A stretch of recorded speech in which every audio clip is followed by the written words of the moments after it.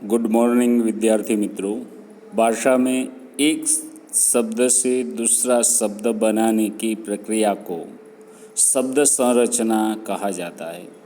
शब्द संरचना के मूल शब्दों में कुछ शब्दांश या शब्दों को जोड़कर एक नया शब्द बनाए जाते हैं। हिंदी में शब्द संरचना की प्रक्रिया 3 प्रकार से होती है। शब्द संरचना की प्रक्रिया 3 प्रकार से होती है: उपसर्ग द्वारा, प्रत्यय द्वारा, समास और संधि द्वारा। हम यहाँ उपसर्ग और प्रत्यय के द्वारा शब्द संरचना की जानकारी प्राप्त करते हैं।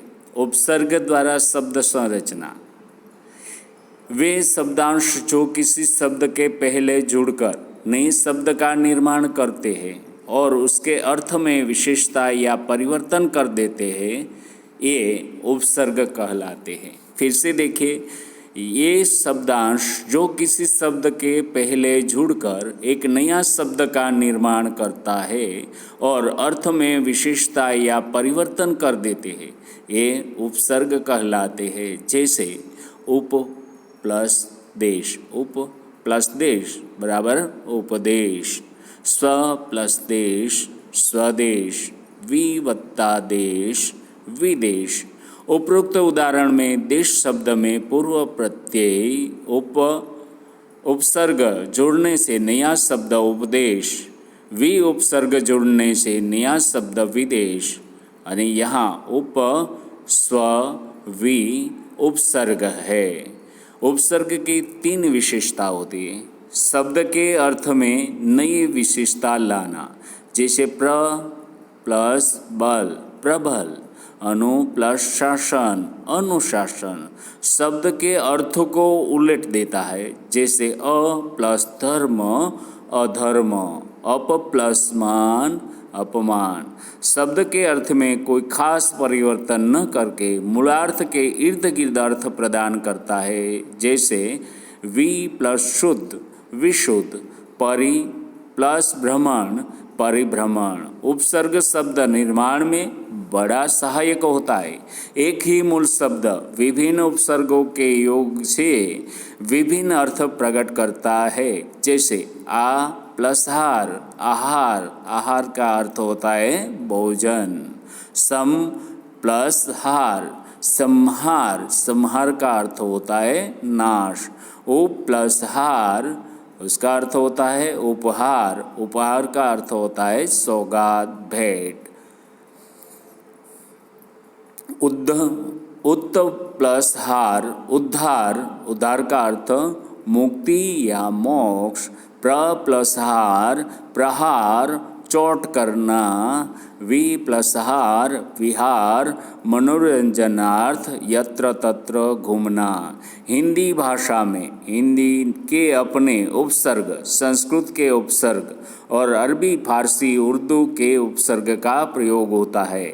यहाँ हम इन भाषाओं के प्रमुख उपसर्ग, उनके अर्थ एवं उनके बने गए शब्दों देखें। हिंदी के उपसर्ग का उपयोग करके कैसे शब्द बनते हैं। उपसर्ग अभाव, अभाव का अर्थ निषेध।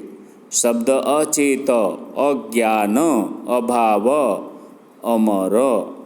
अन उपसर्ग, उसका अर्थ अभाव होता है। अनपढ़ अनमोल अनजान अनबिन। अध, अधन का अर्थ आधा होता है। अधपका अधखिला अधमरा। ओ हीन निर्भय अर्थ होता है। ओगुण ओचट ओधूर। क कु, क का अर्थ बुरा अथवा बुराई होता है। कपूत कुचाल कुपात्र कुकर्म। दु, दु कम, कम अथवा बुरा। दुबला दुचरित्र दुकाल। नि का अर्थ निषेध अभाव। निगुण निकम्मा निहत्या निधड़क। बिन का भी अर्थ होता है अभाव अथवा निषेध। बिन देखा बिन ब्याहा बिन बोला। भर એટલે पूरा भरपूर। भरचक भरपेट। स का अर्थ अच्छा होता है। सपूत, सचेत, सहर्ष, सजातीय। सहर्ष में उसका अर्थ सहित होता है। सु उत्तम, सु उत्तम, सुडोल, सुजान। पर अधिक अथवा आगे। परपोता, परदादा। न का अर्थ अभाव होता है। नपुता, नपुती। अब संस्कृत के उपसर्ग के आधार पर क्या अर्थ होता है देखिए। आगे उपसर्ग लगाने से, उपसर्ग लगाने से निषेध का अर्थ होता है। अधर्म, अनीति, अज्ञान, असत्य। उपसर्ग लगाने से पूर्ण, तक, सहित, उल्टा ऐसा अर्थ होता है। आमरण, आकंठ, आमुख, आक्रोश, आक्रमण, आरोहण, अधि, ऊपर, श्रेष्ठ, समीपता दर्शाता है। उसका अर्थ ऊपर, श्रेष्ठ, समीपता। अधिनायक, अधिपति, अध्ययन, अध्यक्ष, अध्यात्म और अधिकार होता है। अति उपसर्ग लगाने का अर्थ अति, अधिक, अधिक्रमण, अधिपात, अतिरिक्त वगैरह होता है। अनुपसर्ग लगाने का उसका अर्थ पीछे, समान, याद में आने वाला ऐसा होता है। अनुशासन, अनुरूप, अनुभूति, अनुकंपा, अनुगामी, अनुज, अनुकूल, अनुकरण, अनुराग, अनुशीलन होता है। अभि उपसर्ग लगाने से सामने और अच्छा, पास ऐसा होता है। अभिमुख, अभियोग, अभियान, अभिज्ञान। अवोपसर्ग बुरा, हीन, अवनीत, अवगुण, अवज्ञा। उत्त उपसर्ग उत्त, श्रेष्ठ, ऊपर, निकट, सादृश्य ऐसा अर्थ होता है। उपनाम, उपकृत, उपदेश, उपकार, उपवन, उद्धार, उदय, उत्पत्ति ऐसा होता है। दूर, कठिन, बुरा, कठिन, बुरा, हीनता, दुर्लभ, दुर्भाग्य, दुर्बल, दुर्गति, दुर्गुण, दुर्दशा, दुराचार, दुर्जन, दुर्दिन ऐसा होता है।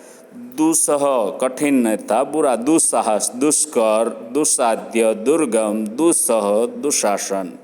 नीर बिना, नहीं, निर्जन, निर्भय, निर्वाह, निर्गमन, निर्मल ऐसा होता है। निश એટલે रहित, निष्कपट, निष्काम, निश्चल, निश्चल, निस्संदेह, निस्तेज।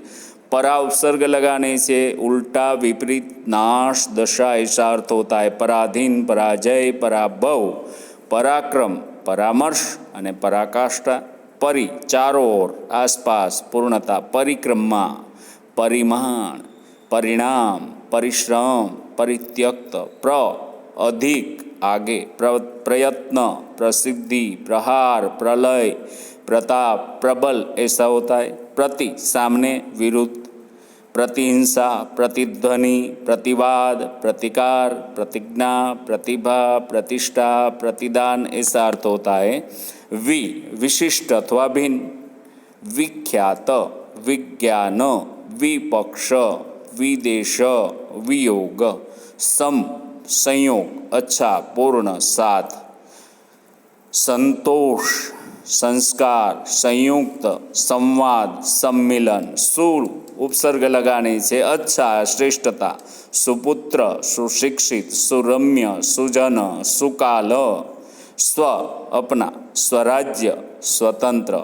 अरबी और फारसी उपसर्ग, उर्दू के उपसर्ग का अर्थ क्या होता है? अल लगाने से उसका अर्थ निश्चित होता है। अलबेला, अलबत्ता। एन उपसर्ग, एन का अर्थ पूरा, ठीक। एन वक्त, एन मौका। कम उपसर्ग अल्पहीन, कमजोर और कम अक्कल, कम उम्र। खुश, अच्छा, खुशबू, खुश मिजाज, खुशकिस्मत, खुमारी, खुशहाल, खुशखबरी। गैर, भिन्न, निषेधात्मक अर्थ होता है। गैर अथवा भिन्न का निषेधात्मक। गैर कानूनी, गैर हासिल। दर में, हकीकत, दरकार। ना का अर्थ अभाव होता है। नापसंद, नामंजूर, नाराज, नालायक, नादान। ब का अर्थ और बनाम, बदौलत, बखूबी। बद बुरा, बदनाम, बदतमीज, बदबू। बर बहार, पर।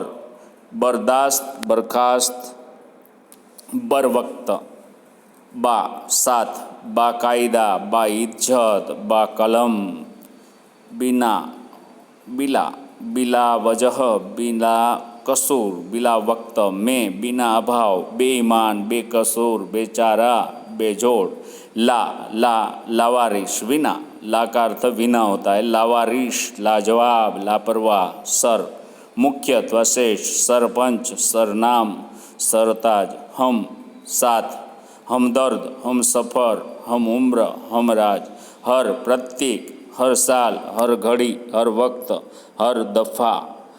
इस प्रकार से हम देख सकते हैं कि शब्द की संरचना हिंदी में 3 प्रकार से, उपसर्ग के द्वारा और प्रत्यय के द्वारा।